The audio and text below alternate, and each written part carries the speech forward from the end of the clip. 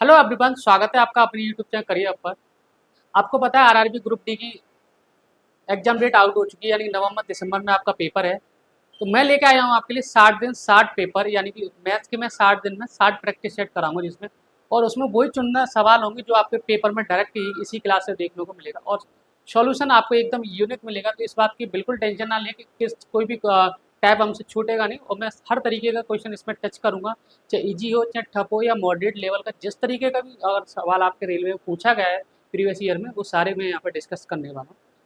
तो ठीक है, आज से हम क्लास की रेगुलरिटी रखेंगे। तो आज प्रैक्टिस सेट नंबर 1 है, और आपने थंबनेल में देख भी रखा है, और आपको ये वीडियो देखने के बाद अगर अच्छी लगती है तो अपने दोस्तों में शेयर एंड लाइक जो भी आपको मन करे वो कर सकते हैं। ठीक है, और नए हैं तो चैनल को सब्सक्राइब भी कर सकते। और इस क्लास की पीडीएफ आपको टेलीग्राम चैनल पर मिल जाएगी, जिसका डिस्क्रिप्शन में आपको लिंक दिया जाएगा।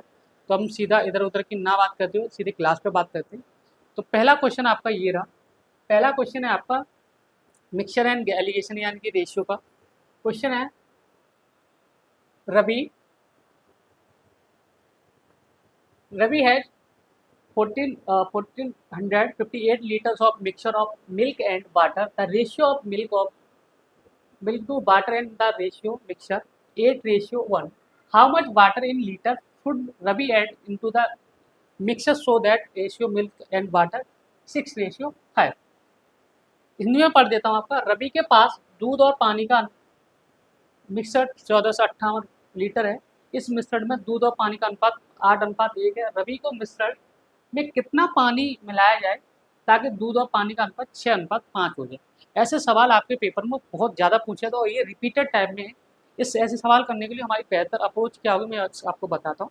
ठीक है, पहले आप ट्राई कर लेते हैं, नहीं तो आप नहीं नए हैं तो आप पहले मेरा तरीका दें, देन ऐसा कोई क्वेश्चन अगले प्रैक्टिस सेट में आपको मिलता है वहाँ आप डिस्कस करेंगे। ठीक है, तो पहले बात कर रहे हैं मेरे पास टोटल मिक्सर कितना है। तो मैं टीएम लिख रहा हूँ, टोटल मिक्सर।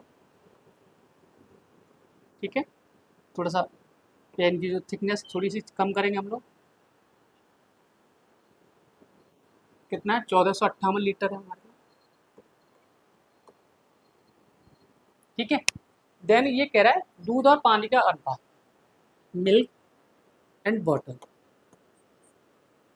कितना, 8:1। देन उस मिश्रण में कितना लीटर पानी मिलाया जाए जो कि अनुपात 6:5 हो जाए, यानी कि 6:5 हमें करना है। यही बात तो कह रहा है। मैं ये कह रहा हूँ आप इसको ना क्या करें, ये पूछा पानी कितना मिलाया जाए। अगर हमने पानी मिलाने की बात करी है तो मैं दूध को तो कॉन्टेक्ट वो रखूंगा, एक जैसा रखूंगा। मुझे पानी मिलाना है तो दूध में मैंने कोई छेड़खानी नहीं करी, आप बोलोगे बिल्कुल नहीं करी, तो मैं दूध को क्या कर लेता हूँ यहाँ पे इक्वल कर लेता हूँ। अच्छा, यहाँ पे 8 है और यहाँ पे 6 है।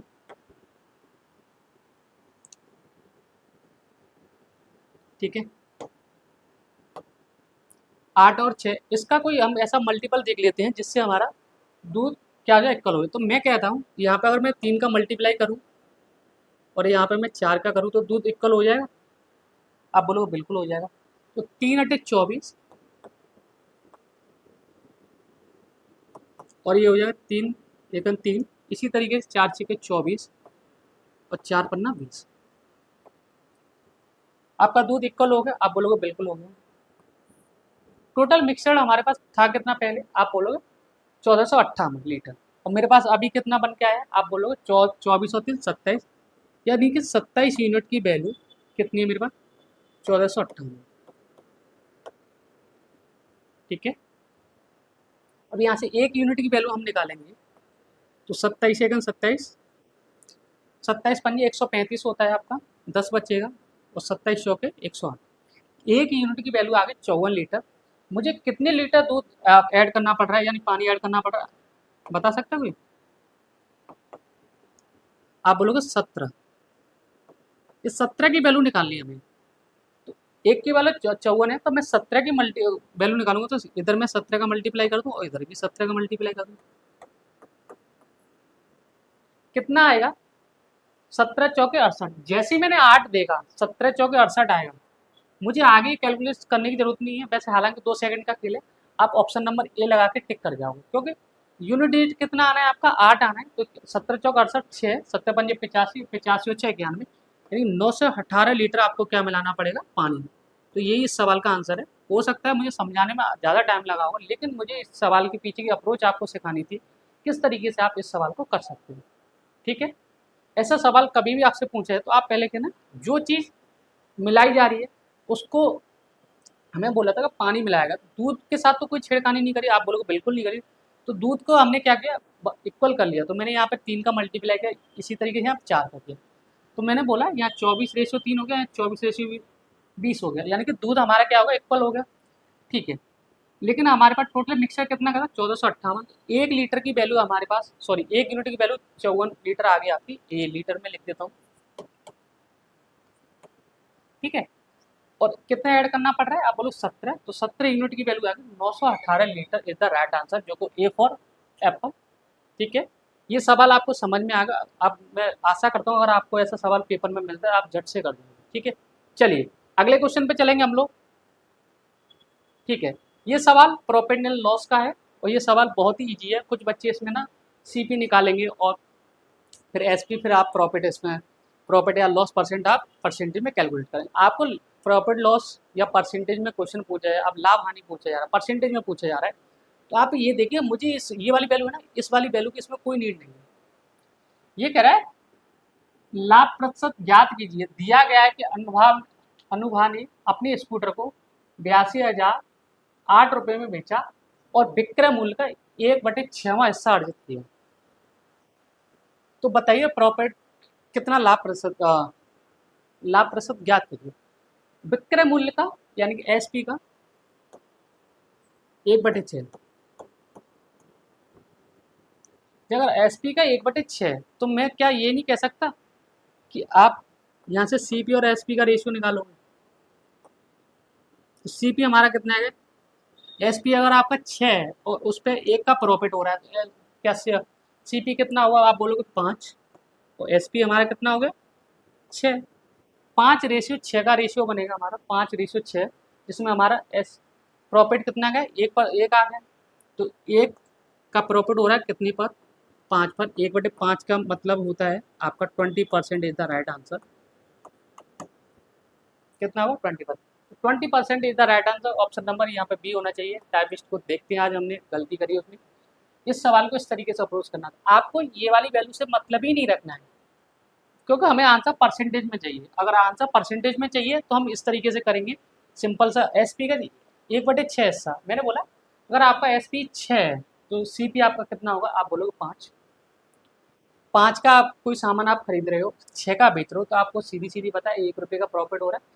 कितने पर हो रहा है, 5 रुपये पर। तो 1/5 कितना होता है, 20% is the right answer. I hope आपको ये सवाल बहुत पसंद आया होगा। चलिए अगला क्वेश्चन देखते हैं। चलिए ये सवाल भी आपका बहुत अच्छा है, और इसमें एक फॉर्मूला में आपको लिखाऊंगा, जिसको आप बोलते हैं ए बी रूल बोलते हो। कई तरीके के मेथड होते हैं, रेशियो मेथड भी इसमें मैं बताऊंगा, लेकिन इस तरीके के सवाल में हम ए बी मेथड लगाएंगे तो उससे हम आसानी से कर पाएंगे। सवाल है आपका, the price of a bike is the first increase by 21% and later on it is decrease by 34% due to the reduction in the sales, find the net percentage change in the final price. ये कह रहा है एक bike की कीमत में पहले 21% की वृद्धि की जाती है, उसके बाद में 34% की कमी की जाती है, तो बाइक का अंतिम कीमत में शुद्ध प्रतिशत परिवर्तन ज्ञात करिए। अच्छा पहले आप ये बताओ, जब इसमें मैं अगर मैं तुक्का भी लूँगा तो 2 ऑप्शन तो मैं पहले से एलिमिनेट कर सकता हूँ। आप बोलोगे कैसे कर सकते हो, मैं बताता हूँ।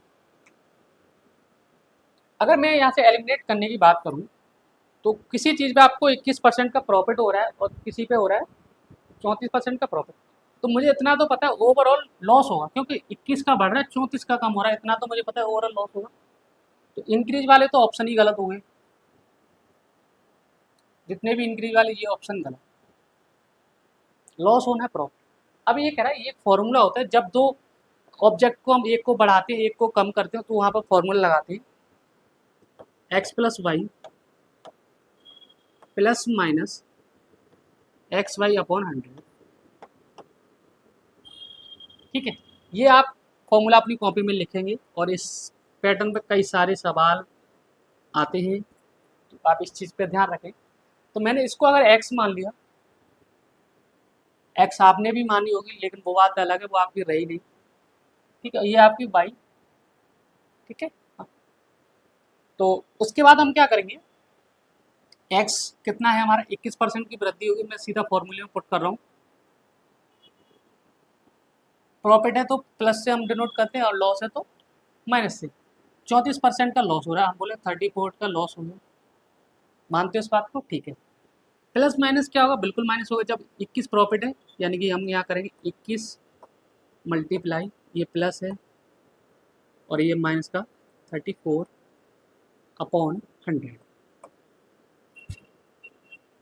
अब ये प्लस और माइनस यहाँ माइनस हो जाएगा, आप बोलोगे बिल्कुल हो जाएगा। ये मल्टीप्लाई मुझे ये करना है, ये कैलकुलेशन करना है सिंपल। 21 में से 34 जाएगा तो आप बोलोगे माइनस का 13, तो ये बचेगा ही बचेगा।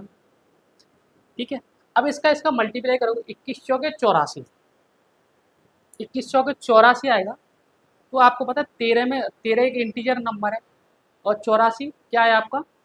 अगर हम एक हमें देखो सवाल को अप्रोच कैसे करना है, हमें कैलकुलेशन से बचना है। मुझे पता है लास्ट में यूनिट डेट 4 आना है। यूनिट डेट 4 कहाँ पे आ रहा है अब, और मैंने आपको ये भी बता दिया था कि इंक्रीज वाले ऑप्शन नहीं हो सकते, तो डिक्रीज वाला एक ही ऑप्शन बचा, जो कि ऑप्शन नंबर ए का राइट आंसर। इस सवाल को मुझे नहीं लगता 10 सेकंड से ज़्यादा वक्त लगना चाहिए, आपको ये अप्रोच रखनी है। अब इसको मैं कैलकुलेट भी करूंगा तब भी यही आंसर आएगा। मैंने जैसे ही देखा कि 21 में से 34 गएगा तो माइनस का 34 तो बचेगा ही बचेगा, लेकिन 21 मल्टीप्लाई 34, जैसे ही मैंने देखा 21 चौके 84, ये इस वाला इसका जो मल्टीप्लाई आएगा उसको हम 100 से डिवाइड नहीं करेंगे, और इसमें हमें क्या करना पड़ेगा, ऐड करना पड़ेगा। तो माइनस का सॉरी 0.4 तो बाद में आना ही आना है, तो 0.4 किस में है, option number A is the right answer. और आपको ये भी पता है कि भाई सिंपल सा है, इंक्रीज वाले तो ऑप्शन हो ही नहीं सकते, हमेशा लॉस होगा। डिक्रीज में 13.25 तो हो ही नहीं सकते, क्योंकि 13 तो ये पहले से ऑलरेडी दे रखा है, इतना थोड़ी होगा। तो एक ही ऑप्शन बचता है आपका ये। बाकी मैं कैलकुलेट करके बता देता हूँ आपको। माइनस ये आ जाएगा 21 चौके 84, 21 तिया 63, और 8 कितना होगा 71, 7.714/100। अब ये कितना हो जाएगा, माइनस का 13 माइनस का 7.14। अगर आप इसको ऐड करने जाओगे तो कितना हो जाएगा, 20.74%। ठीक है, कहाँ दिख रहा है आपको, पहला ऑप्शन है, ये इज द राइट आंसर। समझ में आया इस सवाल के पीछे का इंटेंशन क्या था, क्यों मैं इस सवाल को लेके आया, किस तरीके से आप पेपर में इसको अप्रोच करोगे। चलिए आगे वाले क्वेश्चन पर हम चलेंगे। क्लास में आपको धीमी लग सकती है, लेकिन आप में कॉन्सेप्ट भी आपको आपके क्लियर कराते जा रहा हूँ। आपने पढ़ा कहीं से भी हो कोई बात नहीं है, सॉल्यूशन यहाँ पे भी देखें, वहाँ पे भी, आपको जहाँ मन करे वो देखिए, लेकिन क्लास को पूरा देखें। चलिए अगला क्वेश्चन देखते हैं हम लोग। ये मुझे नहीं लगता इससे इजी सवाल, लेकिन आपने ये आरपीएफ में ऐसे क्वेश्चन पूछे गए, ये सवाल रेलवे में पूछे गए। क्वेश्चन है, a car covers A distance of 45.6 kilometre in 2.4 litre of the petrol. ठीक है, how much distance will it cover in 1 litre petrol. ये कह रहा है एक कार 2.4 लीटर पेट्रोल में 45.6 किलोमीटर की दूरी तय करती, तो 1 लीटर में वो कितनी दूरी तय करेगी। तो इसमें तो कोई मसला ही नहीं, ये तो बहुत इजी सवाल है। इजी सवाल है तभी तो पूछा है रेलवे में। चलिए मैं पेन का कलर कोई और ले लेता हूँ, येलो। ठीक है, देखो 2.4 लीटर में 45, तो सिंपल सा है, 1 लीटर में निकालना है। 2.4 लीटर पेट्रोल में कितना चल रहा है, 45.6 किलोमीटर लीटर। अब हमें चाहिए 1 लीटर में, तो हम इसका सिंपल इसमें भाग लगाएंगे 2.4, तो कितना आएगा, ये पॉइंट से पॉइंट कटेगा। 1 लीटर में कितना आएगा, 24 सेकेंड 24, 24 में से 45 जाएगा तो आपका कितना बचेगा, आप बता सकते हो, 21, यानी कि 216। तो 24 नंबर 216, तो कितना आ जाएगा वो 19 किलोमीटर। ये कितना चलेगा, 19 किलोमीटर में चलेगा। तो ऑप्शन नंबर ए था राइट आंसर। ये सवाल ये था, और इसमें मैं आपको बताऊँ कि इसमें कोई यूनिट डेज लगाई भाई, जो सवाल इजीली बन सकता है उसको आप इस तरीके से बना सकते हो। बाकी आपकी मर्जी है, आपको ये डिजिटल सम खेलना है तो डिजिटल सम पता चला, सब में डिजिटल सम लग रहा है। ठीक है, चलिए अगले क्वेश्चन की तरफ। ये सवाल आपको समझ में, और ये सवाल कुछ ज़्यादा ठीक, मैं कह नहीं सकता टफ की कैटेगरी में नहीं, बहुत इजी सवाल, ऐसे पेपर में सवाल पूछे जाते हैं। चलिए अगला क्वेश्चन देखते हैं हम लोग। ये डिविजिबिलिटी पे मैं क्वेश्चन जानबूझ के लेके आया, जिससे क्या है आपके कॉन्सेप्ट भी क्लियर होंगे। ये पूछा which of the following numbers of divisible by 4। अब इस सवाल को एक बच्चा अगर डिविजिबल उसको डिविजिबिलिटी पता नहीं होगी तो वो क्या करेगा, चारों संख्या में भाग लगाएगा, देन उसके बाद क्या करेगा, एक ऑप्शन सेलेक्ट करेगा। मैं ये कहता हूँ अगर आपको डिविजिबिलिटी आती है नहीं आती है, चलो मैं आज की आपकी क्लास में बता भी दूंगा। चलिए, तो 4 की डिविजिबिलिटी क्या कहती है कि लास्ट के 2 डिजिट आपके क्या 4 से क्या होनी चाहिए, डिवाइड होना चाहिए। तो लास्ट के 4 की डिविजिबिलिटी क्या कहती है, लास्ट 2 डिजिट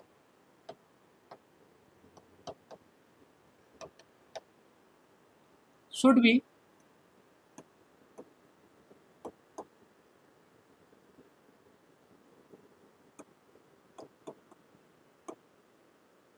डिविजिबल बाई 4। तो वो पूरी संख्या किससे 4 से डिवाइड होगी।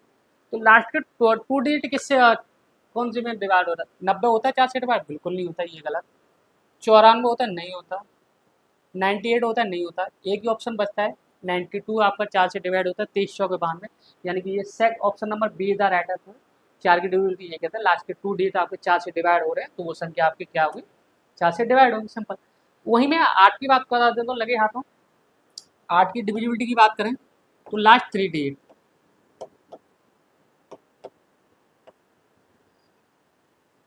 लास्ट 3 डिजिट,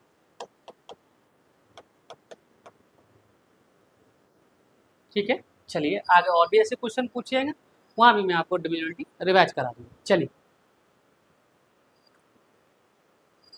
हाँ ये सवाल है, इस सवाल में मैं आपको मल्टीपल बताऊंगा कि किस तरीके से आप मल्टीपल से भी सवाल को कर सकते हैं। आप एक बार ट्राई करिए, आपके पास 30 सेकंड को मैं वक्त देता हूँ, इस सवाल को आप किस तरीके से अप्रोच कर रहे हैं। और आप रिकॉर्डेड भी इस क्लास को देख रहे हैं तो आप कमेंट बॉक्स में बताना कि आपने किस तरीके की अप्रोच लगाई है, फिर मैं बताता हूँ आपको चाहिए क्या और एग्जैक्टली इस सवाल की नीड क्या थी, कैलकुलेशन करने की नीड थी या नहीं थी, उस पर हम बात करेंगे। चलिए सवाल में पढ़ देता हूँ। अब a bulb manufacturing company found that 11% of their total output was the waste. If the number of correct product is 2047, then the find the number of defective product. एक बल्ब निर्माण कंपनी में पाया गया उनके कुल उत्पादन का 11% बर्बाद हो गया, ठीक है मानते 11% बर्बाद हो गया। जब सही उत्पादों की संख्या 2047 है तो दोषपूर्ण उत्पादों की संख्या क्या होगी। दोषपूर्ण का मतलब जो बल्ब खराब हो गया, बल्ब हमारे पास कितने परसेंट खराब हो, आप बोलो 11%। देखो मैं आप डायरेक्ट ट्रिक भी बता रहा हूँ इस सवाल की, किस तरीके से आप सवाल को अप्रोच करोगे, देन मैं आपको बताता हूँ कि इस सवाल में आप बेसिक से जाते तो बेसिक से कैसे। मैं बोल रहा हूँ 11% की वैल्यू चाहिए मुझे सिंपल इस सवाल में। 11 की डिविजिबिलिटी क्या कहती है आपको सब पता है, sum of number of sum digit और यानी इवन नंबर और नंबर का सम 0 या 11 का मल्टीपल होना चाहिए। तो 11 का क्या है देखो, 4 और 3 7 और 2 9, 4 और 3 7, 7 में 2 गया तो 5, क्या 5 11 से कटता है, नहीं कटता, ये गलत। 3 2 5 और 5 में से 5 जाए तो ये इसका जो ई ऑड प्लेस और इवन प्लेस पे नंबर है उनका सम 0 आ रहा है, एक तो ये कटता है, इसकी पॉसिबिलिटी है। ऑप्शन चेक कर लेते हैं, 4 4 8, 8 में से 5 क्या क्या 3 इससे कटता है 11 या, ये गलत। 4 और 2 6, 6 में से 3 गया तो कितना बचेगा 3, क्या ये कटता है, बिल्कुल नहीं कटता। तो सिर्फ आपका एक ही ऑप्शन इसमें ऐसा था जो 11 का मल्टीपल था, वो था 253। और यही इस सवाल में मुझे नहीं लगता, इसमें सिर्फ आपको 11 का डिविजिबिलिटी चेक करनी थी, ना कि आपको परसेंटेज का इतना लंबा चौड़ा फॉर्मूला लगाना था। अब इस सवाल को बेसिक से कैसे करेंगे मैं आपको बता दूँ, ये तो होगा डायरेक्ट अप्रोच होगी। अब बोलते कुछ बच्चे कहते हैं सर क्या 2 ऑप्शन मिल जाते हैं हमें 11 का मल्टीपल या 3 मिल जाते, तो भाई आपके लिए बेसिक बना है। बेसिक कुछ नहीं है, आपको एक लाइन का सवाल है, आपने बता देता हूँ।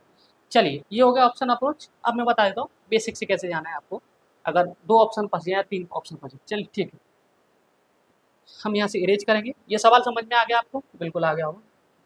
चलिए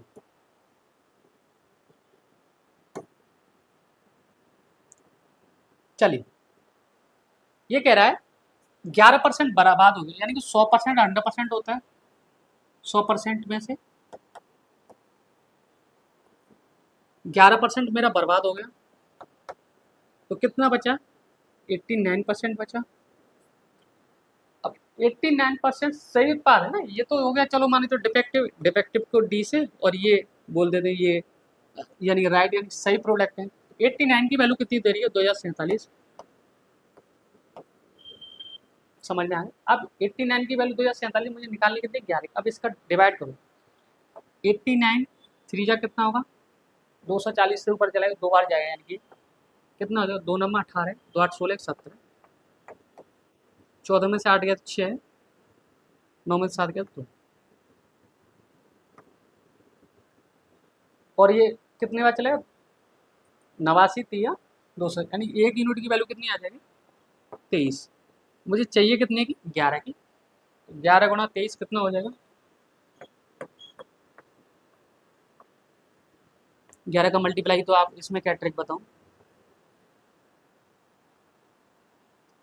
यानी कितना होगा आपका 253। ये आपका बेसिक से ज़्यादा कोई बच्चा नहीं समझ पाता तो आप ये कर लेते, ठीक। उससे पहले मैंने आपको पीछे बताया आप डायरेक्ट अप्रोच कैसे लगा सकते, ठीक है। चलिए अगला क्वेश्चन करेंगे हम। यहाँ तक समझ में आ गया। चलिए ये सवाल है आपका, 6 की पावर 25 प्लस 6 की पावर 26 प्लस 6 की पावर 27 प्लस 6 की पावर 28 इट्स डिविजिबल बाय। ये सवाल मोस्ट कॉमन है और हर बार पूछा जाता है परीक्षा में आपके, चाहे रेलवे हो, चाहे एसएससी हो, चाहे आपका यूपीएसआई हो, किसी भी स्टेट एग्जाम में आपको ये सवाल पूछा जाता है और भर भर के ऐसे क्वेश्चन पूछे जाते हैं। इस सवाल को करने की हमारी अप्रोच क्या होगी, बात करते हैं इस पर। अप्रोच पे हमारा फोकस जरूर रहता है। चलिए इसमें हम क्या करेंगे, पहले सवाल दे रखा है 6 की पावर 25 प्लस 6 की पावर 26 प्लस 6 की पावर 27 प्लस 6 की पावर 28। अगर ऐसा सवाल आपके पेपर में आपको कभी भी देखने को मिलता है तो आप इसमें क्या करेंगे, एक कॉमन नंबर देखना होगा कि किस संख्या से ये डिवाइड हो रहा है। यानी कि सब में 6 की पावर 25 तो कॉमन है, तो इसको मैं क्या ले लूँगा, बाहर ले लूँगा।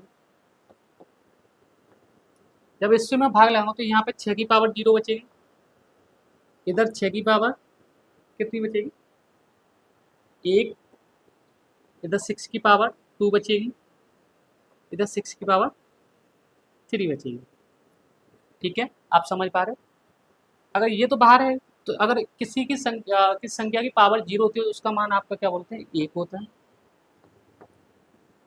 ठीक है, 6 की पावर 1 6 प्लस 6 की पावर 36 2 और 6 का क्यूब कितना हो जाएगा 216। अगर आप इसको ऐड करने जाओगे 36 से 6 42 42 और 42 से 43 और 43 और 216 कितना होगा आपका 259। तो ये संख्या किससे डिवाइड होगी आपकी 259 से होगी। 259 आपका कहीं दिख रहा है आपका, आप बोलोगे option number see the right answer. ये सवाल आपका पेपर में कई बार पूछा गया, तो आपको इस सवाल की अप्रोच रखनी क्या है कि आपको 6 की पावर 25 कॉमन लेना है, फिर उसके बाद ये पावर बचेंगी, इसका क्या करना है। बस यहाँ पर बच्चे से गलती क्या हो जाती है कि वो एक रखना भूल जाता है कि 6 की पावर अगर 0 क्या 0 रखना है। भाई ये याद रखें, अगर 6 किसी भी संख्या की पावर 0 तो उसका मान क्या होता है 1 होता है। इसमें बस यहाँ पे बच्चा अगर ये नहीं कहता वो यहाँ 258 होता आंसर, बच्चा हो सकता है वो गलत आंसर टिक करके आता। ठीक है, चलिए अगला क्वेश्चन देखेंगे हम लोग। बिल्कुल बहुत बढ़िया सवाल है आपका ये, मैं चाहूँगा कि आप इस सवाल को करें।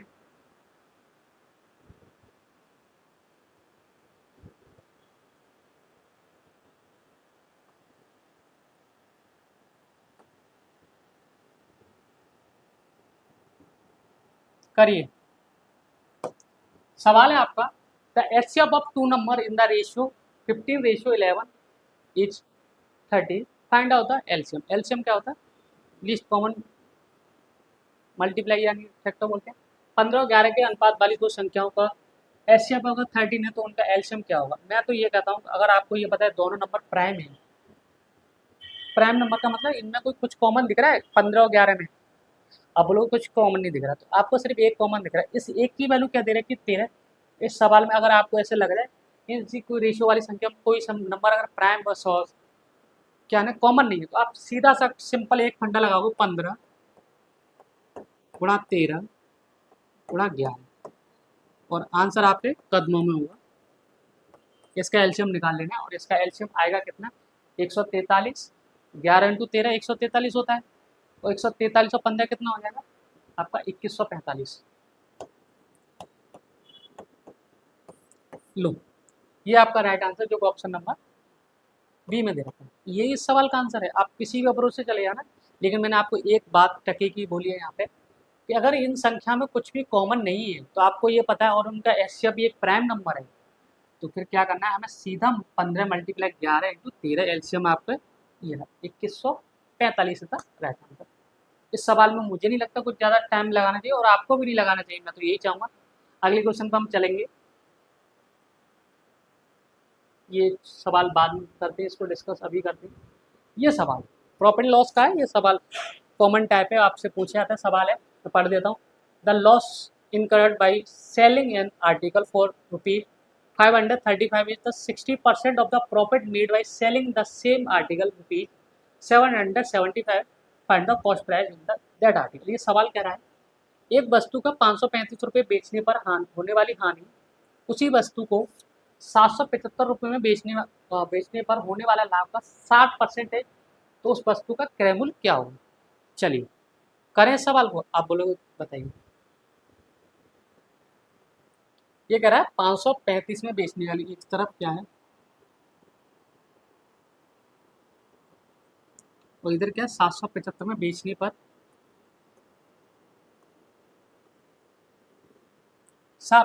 होने वाले लाभ का 60% है। 60% का मतलब क्या है 3/5, क्या है 3/5 है ना, ठीक। अगर ये 3 है तो ये 5 है, ये कह रही है इसमें। इसका डिफरेंट कितना है आप बोलोगे इस सवाल का, 240 होगा डिफरेंस। इस 240 को हमें 3:5 में लेके आना है, यानी 3:5 में डिवाइड करना है, तो यानी 8 की वैल्यू कितनी हो जाएगी 240, तो 1 की वैल्यू कितनी होती है यहाँ पे 30, तो यहाँ से 30 या 90 और 3 बन जाए 150, ये इतना हो जाएगा करने का। अगर मैं ये कहूँ या तो इसमें से आप 90 ऐड करिए, तो 535 और 90 कितना हो जाएगा 625, या आप 775 में से 150 माइनस करिए, तब भी ये आपका कितना आ जाएगा 625। तो सिर्फ इसका जो सीपी होगा यानी कि क्रय मूल्य कितना है 625 इज द राइट आंसर, जो कि ऑप्शन नंबर किस में दे रखा है, ए में दे रखा है।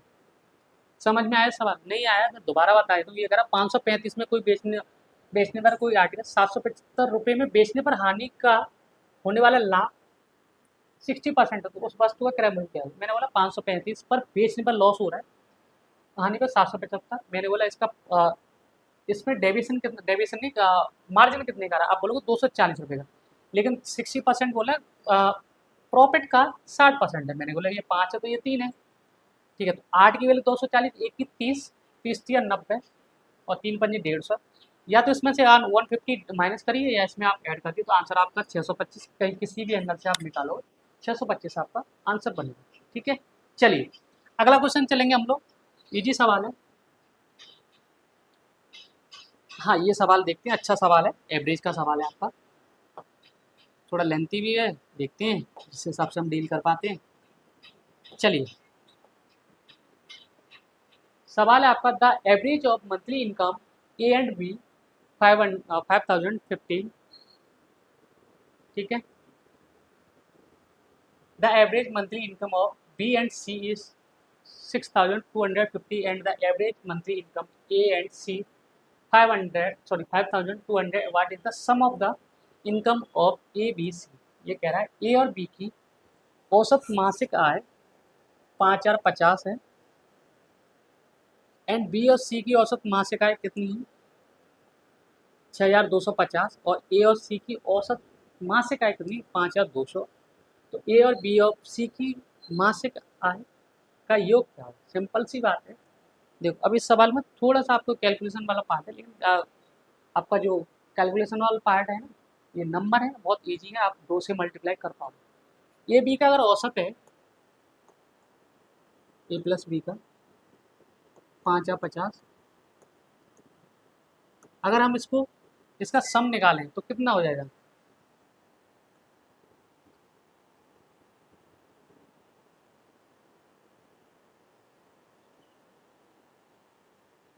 दस हजार सौ। इसी तरीके से बी प्लस सी, बी प्लस सी का कितना है? 6250, यानी कितना हो जाएगा? 12,500 हो जाएगा। समझ में आया? इसी तरीके से सी प्लस ए,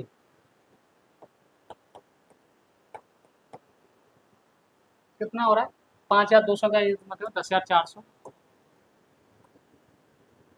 हमें चाहिए क्या? ए प्लस बी प्लस सी का मास क्या चाहिए? तो यहाँ पे देखो, ए प्लस बी, तो यानी कि हम इसको ऐसे लिख सकते हैं, ए प्लस बी प्लस सी और सी प्लस ए, बराबर हम इसको सबको ऐड करेंगे, 0 0 9 3 और 3। अब हमें पता है ए 2 बार है, बी 2 बार है और सी 2 बार है, तो हम इसमें से क्या करते हैं, 2 कॉमन ले लेते हैं और ये इसको क्या लिख सकते हैं, ए प्लस बी प्लस सी बराबर 33,900। अब इससे 2 से कट करेंगे हम लोग, तो जैसे ही मैंने ये देखा, नहीं रुक जाओ, 34,000 आएगा, इसका मतलब ये अगर गलत तो नहीं कर दिया हम, ये मेरे को कोई बताएगा? 5,000, 10,100, 12,500, ठीक है, और 10,400, ठीक है। अगर मैंने ऐड किया 0 से 0 0, 5 और 4 9 1 10, ये आ गया। यहाँ पे हमने गलती करी, चलो मैं इसको इरेज कर लेता हूँ। चलिए, 0, ये 0, 5 और 4 9 1 10, 0 2 1 3 और 3, या आपका आएगा 33,000। कितना आएगा आपका? 33,000 आएगा। ये फिर ये 33,000, इसको भी मैं इरेज करना पड़ेगा हमें। अगर यहाँ से ये 33,000 आ गया, तो इसको हम डिवाइड करेंगे, तो ए प्लस बी, सॉरी, कितना आ जाएगा आपका? 16,500 तीनों की क्या आ जाएगी? मासिक आय। ये सवाल में बस यही आपको कंसेप्ट लगाना था, बाकी आप एक दो तरीके और लगा सकते हैं, बट मैं ये कहूँगा आपसे, तो वो तरीके आपको कन्फ्यूजन कर सकते हैं, आप आंसर भी गलत टिक कर सकते हो। देखो मैंने थोड़ा सा कैलकुलेशन में गलती कर, तो मेरा ये सवाल गलत हो, लेकिन मैंने यहाँ पे गलती पकड़ ली। पेपर में आपके पास इतना प्रेशर होता है कि आप दोबारा नहीं कर पाते, तो इस तरीके से आपके लिए बढ़िया। मैंने आपको बेसिक से बताया, बेसिक क्या, यही सारी चीज़ें बेसिक होता क्या है, आपको बस अप्रोच आनी चाहिए, उसी से बेसिक होता है, वहीं से ट्रिक्स निकलती हैं आपको, तो ये सवाल आप तय कर सकते हैं, और ऐसा सवाल आपके सब पेपर में पूछा जा सकता है, और पूछे जाने की उम्मीद भी हद से ज़्यादा है। चलिए आगे वाला क्वेश्चन देखेंगे हम लोग। ये है the difference between C I and S I, यानी चक्रवृद्धि ब्याज और साधारण ब्याज का ये सवाल है। The difference between the compound interest and the simple interest on a certain some at rate of 10% per annum after 2 years 523 rupees, find the amount invested. एक निश्चित राशि पर 10% प्रति वर्ष की दर से 2 वर्ष के बाद चक्रवृद्धि ब्याज और साधारण ब्याज के बीच का अंतर 523 रुपये है, तो निवेश की गई राशि क्या होगी? अगर आप 2 साल का डिफरेंस आपसे दिया जाता है, तो आप क्या करोगे? सीधा ये फॉर्मूला लगाओगे, रेट परसेंट, ये। अच्छा ये फॉर्मूला छोड़ो, जब आपके पास डाटा इजी है, तो आपको तो पता है कि एस आई सिंपल इंटरेस्ट कितनी भी साल हो आपकी, सिंपल इंटरेस्ट हर साल आपका क्या होता है? समान होता है। लेकिन चक्रवृद्धि ब्याज क्या होती है, पहले साल सी आई और एस आई आपका बराबर रहता है, लेकिन अगले साल सी आपका आपका सी आई बदलता रहता है, सी आई आपका चेंज होता है, क्योंकि ब्याज पे ब्याज लगती है, और सिंपल इंटरेस्ट में क्या होता है, हर साल सेम ब्याज लगती है। चलिए मैं इस कंसेप्ट को यहाँ आपको मैं समझा देता हूँ, इसका पीछे का माजरा है क्या। चलिए, मैंने बोला एस आई ऑफ 2 ईयर, 2 साल का मसला है, पहले साल भी 10% की रेट से जाएगा, और दूसरी साल भी 10% की वजह से। ये सेकंड पहली मंथ और ये सेकंड बराबर ये 20% होगा। मतलब ये 2 साल में ऐसा ही सिंपल इंटरेस्ट आपका कितना आ जाएगा, 20% आएगा। यही मैं बोलूँ आपसे CI यानी कि कंपाउंड इंटरेस्ट, ये 10% तो पहले साल बराबर आता है, आपको पता है। लेकिन अगले अगले वर्ष आपका इस 10% पर भी 10 तो ये आएगा ही आएगा। अगर मैं 10 का 10% निकालूंगा तो एक और आ जाएगा, यानी 11% हो जाएगा। तो 11 10 21% हो जाएगा। अब यही कह रहा था इस सवाल में कि 2 साल के बाद इसका डिफरेंस कितना है, 530। लेकिन परसेंटेज के हिसाब से कितना है आप बोलोगे, 1% की वैल्यू सवाल में कितनी है, 530 रुपये। तो मुझे चाहिए कितनी, आपको बोलोगे 100% की। तो 100% की वैल्यू कितनी आ जाएगी आप बोलोगे, 52,300 रुपये। इतना रुपया उसने इन्वेस्ट किया था। समझ में आ गया। तो कहाँ है आपका ऑप्शन, ऑप्शन नंबर ए का राइट आंसर। ये सवाल के पीछे का कंसेप्ट था, और इस तरीके से आप करोगे तो आप जीवन में टिप्स एंड ट्रिक्स पर नहीं भरोसा करके आपको अप्रोच आती है तो आप किसी भी तरीके से सवाल को टैकल कर सकते हो। ठीक है, समझ में आ गया। अगर आपको ये क्लास अच्छी लगती है तो आप चैनल को सब्सक्राइब भी कर सकते हैं, नए हैं, और अपने दोस्तों में शेयर भी कर सकते हैं। बाकी और भी बताइए। चलिए हम अगला क्वेश्चन देखते हैं। ठीक है, टाइम एंड वर्क का मैंने एक क्वेश्चन लिया है। आप अर्थमेटिक सेक्शन से थोड़ा ज़्यादा क्वेश्चन आते हैं आपके रेलवे में, तो अर्थमेटिक वाला सेक्शन मैंने ज़्यादा लिया हुआ है। बाकी इसमें अगर एडवांस मैथ की मैं बात करूं तो उसमें से आपके मेंसुरेशन से ज़्यादा फॉर्मूले पूछे जाते हैं। तो सवाल है आपका, 3 person A, B and C work together in finish a work in 9 days. If A alone can finish the same work in 18 days, B alone in 13 days, then the number of days C alone will take. ये कह रहा है, हिंदी में बता देता हूँ। 3 व्यक्ति A, B और C एक काम को 9 दिन में कर सकते हैं। यदि ए उसी काम को 18 दिन में करे और बी अकेले 30 दिनों में पूरा करे, तो सी अकेले कितने दिनों में पूरा करेगा। ये सवाल बहुत ही कॉमन है और बहुत ही ईजी है। मैं तो ये कहूँगा इसमें कोई देखो अप्रोच कई सारी सिंपल, हम क्या कहते हैं कि तीन बंदे A + B + C कितने दिन में ये काम को कर रहे हैं, आप बोलोगे 9 दिन में सर, ये मैंने मान लिया। ए अकेला कितने दिन में कर रहा है, 18 दिन में, और बी आपका 30 दिन में। मुझे चाहिए ये 30 है, सी कितने दिन में करेगा, बिल्कुल मैं मानता हूँ। अब आपको ये पता है, ऐसे अगर हमें कोई पता है, हम इन तीनों से कटने वाले एक नंबर ले लेते हैं, इससे आंसर हमारे इंटीजर में रहेगा। आप कोई भी मान लो, 18 और 30 और 9 से कटने वाली कोई संख्या आप बता सकते हो, आप बोलोगे 90। 90 इसको हम हमेशा टोटल वर्क मानते हैं, TW मैंने शॉर्ट फॉर्म में लिख दिया।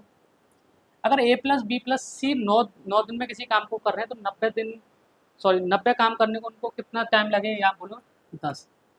यानी कि ये होता है आपकी एफिशिएंसी। ठीक है, ए 5 दिन लेगा और बी आपका 30 दिन लेगा। सिंपल सी बात है। आपको आप तो सिंपल सी बात है, A + B + C 10 है, ए आपका 5 है, बी आपका 3 है। तो आपको सिंपल सी की एफिशिएंसी कितनी आ जाएगी, आप बता दो, देख के बता दो, 2 आ जाएगी। सी की एफिशिएंसी 2 में काम कराना है 90, तो टोटल डेज बराबर होता है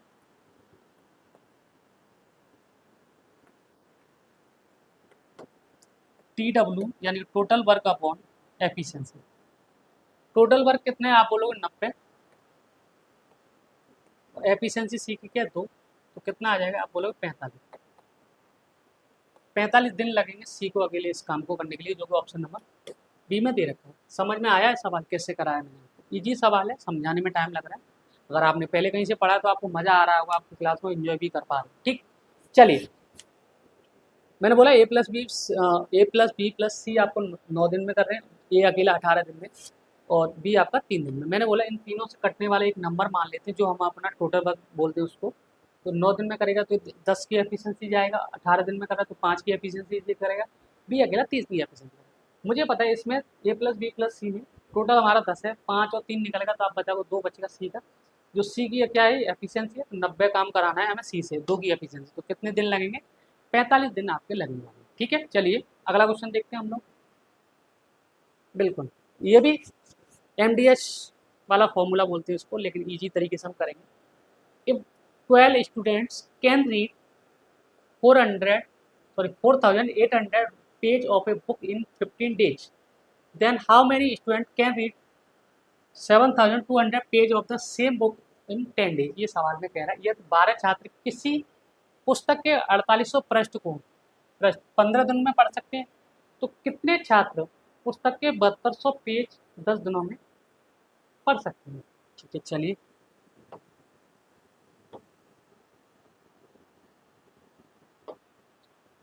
12 छात्र 15 दिन में। हमेशा हम काम को ना नीचे रखते हैं, यानी कि दिनों में 7200 है। क्या पूछा हमें, कितने कितने चाहते हैं, यानी M2 बोल सकते हैं। अब काटो, 7200 ना, ये 24 दिया, 72 24 दूनी, ये हो गया 2 से 6, 5 से 2, 2 5 से 3, 2 से 3। अब मैंने काटपीट बहुत अच्छी लेवल की करी है, कोई बात नहीं, आपको समझ में आ गई। तो 3 आपका M2 बराबर आ गया 3 × 3 यानी कि कितने और आदमी चाहिए हमें, 27। 27 कहाँ पर आपको दिख रहा है, ऑप्शन नंबर ए था राइट आंसर। इसका फॉर्मूला मैं लिख देता हूँ, M1 D1 H1 है आपका, M2 D2 और H2 अपॉन ये वर्क है W1 बराबर W2। ये आपको इक्वल कर देना है, सिंपल। और इस सवाल में कुछ नहीं है, ये इक्वल कर देना, आपने पढ़ा भी होगा ये formula.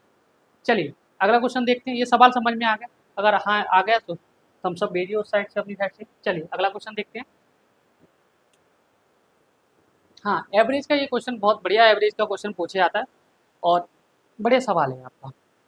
The average of n numbers of 36 if each 75% of the numbers is increased by 5 and each of the remaining number is decreased by 8, then the new average of the number। ये सवाल कई बार पूछा गया आपके paper में, चाहे railway हो, चाहे SSC हो, चाहे आपका यूपी पुलिस हो, हर जगह ये सवाल पूछा गया है। n संख्याओं का का औसत 36 है, यदि 75% संख्याओं में से प्रत्येक में 5 की वृद्धि की जाए, शेष में प्रत्येक में 8 की कमी की जाए, तो संख्या का नया औसत क्या। एवरेज का एक कंसेप्ट और होता है, अगर आप एवरेज में एक बढ़ा रहे हो तो पूरे एवरेज में भी बढ़ेगा। एवरेज में कम कर रहे हो तो क्या करो, जितना भी एवरेज हो उसमें कम होगा। अगर एवरेज को डिवाइड कर रहे हो तो अब सारे एवरेज में से कम होगा। ये कह रहा है 36 आपका n संख्या का औसत तो हमारा पहले तो 36 था ही। अब यह 75% संख्या हमने माना 100। 75% का मतलब होता है 3/4।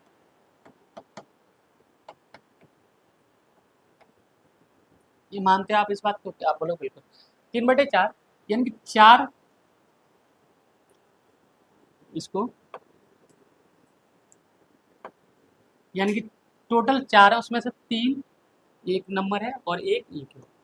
ये कह रहा है 75%, यानी 3 में 5% 5 की वृद्धि की जा रही है, इसको मैं 5 की वृद्धि कर रहा हूँ, और शेष यानी 1 में 8 की कमी करी जा रही है माइनस। तो टोटल एवरेज बढ़ेगा कितना, बढ़ेगा कितना, 3 पंजे 15, ये प्लस में है, और 8 एकन 8, तो 15 में से 8 गया तो कितना बचे 7। एवरेज हम कैसे निकालते हैं, सम बटे नंबर। सम तो हमारे ये 7 है और नंबर कितने हमारे पास 4। अगर हम इससे डिवाइड करेंगे तो आ जाएगा आपका 1.75। 1.75 आ गया। पहले हमारा एवरेज कितना था 36 और इसमें 1.75 जोड़ेंगे तो आपको बोलोगे 37.75, यानी कि इसका राइट आंसर कितना, आप नया एवरेज क्या होगा 37.75 न्यू एवरेज। ठीक है, ये सवाल समझ में है, एवरेज का बहुत अच्छा सवाल है। तो उम्मीद करता हूँ आपको ये क्लास आपको पसंद आई होगी, और मैं रेगुलर इसी तरीके से आपको क्लास कराऊंगा। आप नंबर ऑफ क्वेश्चन क्लास में बढ़ा दूंगा मैं, आप टेंशन ना लीजिए। आपकी पहली क्लास है तो आप इस सवाल क्लास को अच्छे से देखिए, फिर उसके बाद जो भी आपके कमेंट हैं आप उसमें लिख सकते हैं। और इस क्लास की पीडीएफ आपको टेलीग्राम चैनल पे मिल जाएगी, जिसका डिस्क्रिप्शन वीडियो के लिंक पे दिया होगा। जब तक अपना ख्याल रखिए, बाय बाय, टेक केयर।